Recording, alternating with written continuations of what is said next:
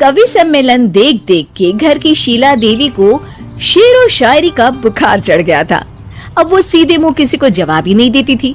उनके पति और उनका बेटा तो काम करने घर से बाहर चले जाते थे और उनकी शायरी झेलनी पड़ती थी बहू रेणु को। अब सास बोलती नहीं, अर्ज करती थी, संदूक पे रखी संदूक, संदूक में रखे झुमके, बहू झुमके निकाल के दे मेरे, कहाँ लगा रही है ठुमके। माँ जी, झुमके तो आपके निकाल दूंगी मैं, लेकिन आपके दिमाग से ये शायरी का भूत कैसे निकलेगा? छोटे लोग नहीं समझेंगे, शायरी है शौक बड़ा, तू अपने काम से काम रख, मेरे काम में मत टांग अड़ा। शौक अलग बात है, लेकिन हर चीज में अपना शौक डाल देने से जग हसाई हो सकती है सासू माँ। अरे मैं हूँ एक नंबर कलाकार, कोई ऐसी वैसी बला नहीं, तुम घर के कामों में उलझी, समझोगी मेरी कला नहीं। ठीक है माँ जी, आप नहीं समझती तो कोई बात नहीं, लाओ मैं आपके झुमके ही निकाल कर दे देती हूँ। बहू सास के झुमके निकाल कर देती है और वहाँ से चली जाती है। शाम को बहू अपने पति से शिकायत करती है, सुनिए जी, आप माँ को कुछ समझाते क्यों नहीं? अरे क्या समझाना है माँ को? अरे अपनी शायरी थोड़ी कम करे ना। अरे तुमको उनकी शायरी से क्या दिक्कत है? अरे मुझे नहीं, पर पड़ोस में सब लोग हंसते हैं, कहते हैं बुढ़ापे में लोग सठिया जाते हैं, लेकिन शीला जी तो शायर हो गई हैं। अरे लोगों का काम है कहना, लोगों की बातों का क्या टेंशन लेना।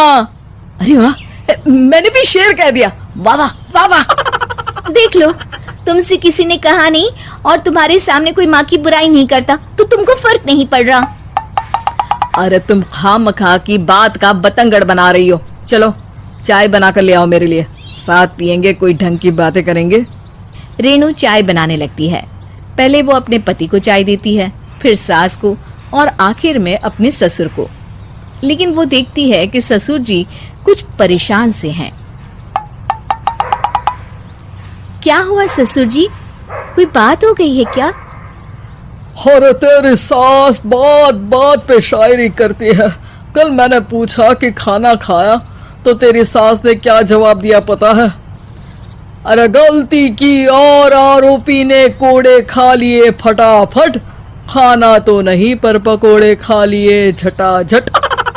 अब बता क्या जवाब दूं इस बात का? वो तो सभी से शायरी में ही बात कर रही हैं, मुझे भी समझ में नहीं आता कि क्या करूं मैं।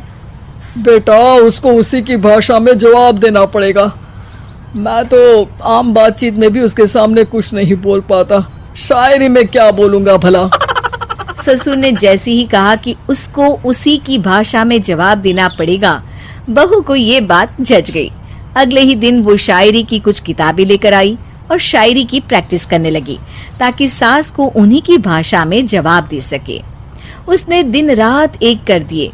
एक दिन सब साथ में बैठकर टीवी देख रहे थे, तभी रेणु सबके लिए बिरयानी बनाकर लाती है, लेकिन सास को बिरयानी भाती नहीं।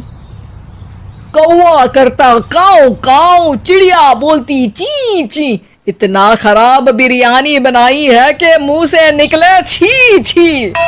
बस इसी मौके का तो बहू को इंतजार था, क्योंकि अब बहू सास को उसी की भाषा में जवाब देने के लिए तैयार थी। माँ जी, हमको अपनी ये बेकार शायरी ना सुनाइए, जैसी भी बनी है बिरयानी चुपचाप खाइए। ससुर जी और रेणु के पति ने रेणु का जवाब सुनते ही जोर से ताली बजाई और सास ने जब रेणु का शायराना जवाब सुना तो उनके गले में बिरयानी अटक गई। बहू ने एक और शायरी का तीर छोड़ा। शायरी में बहू के सामने सास हो जाएगी ढेर, क्योंकि सास मारेंगी एक शेर तो बहू मारेगी 1.25 शेर। सास को छोड़ के सब वाह वाह करने लगते हैं।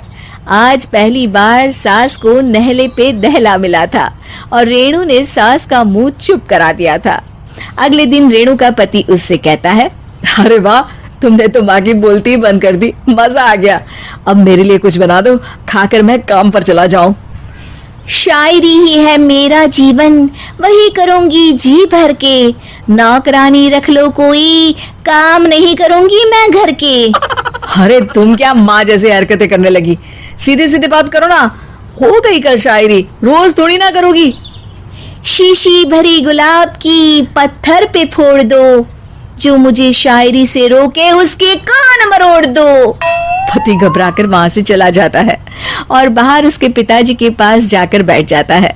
दोनों अपनी बीवियों की शायरी से परेशान है। ससुर को पछतावा होता है कि क्यों उसने बहू को सास की भाषा में ही जवाब देने का आइडिया दिया। अब तो घर में दो दो शायर हैं। दोनों एक साथ दुखी स्वर में कहते हैं, हम दोनों की ही बीवियां जब से शायर हो गई है, क्या बताएं, जिंदगी एक फटा हुआ टायर हो गई है।